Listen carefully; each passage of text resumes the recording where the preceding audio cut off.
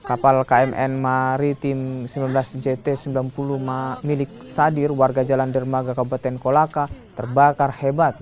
Dari video amatir terlihat mengeluarkan asap tebal di pelelangan ikan Kabupaten Kolaka. Kebakaran kapal ini membuat heboh warga setempat yang menyaksikan dari pinggir pantai.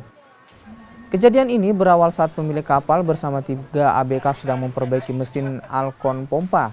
Saat memperbaiki mesin, api tiba-tiba muncul dari percikan bahan bakar bensin dan merambat ke bagian lainnya dan menghanguskan seluruh bagian kapal.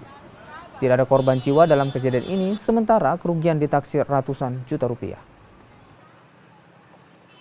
Karena di atas belanja di situ di gardu, dia bilang Pak Beca, terbakar ke kapal tak, turun nih tak. Nggak bisa ditolong begitu, karena dia sudah melepas. Kita ada begini jembatan menunggu, karena sudah terbuka semua tali. Jadi itu nanya Jong, ada rumah sakit? Nggak tahu mana itu anak. Ada di puskesmas. Puskesmas sih? Oh, luka kita. Luka?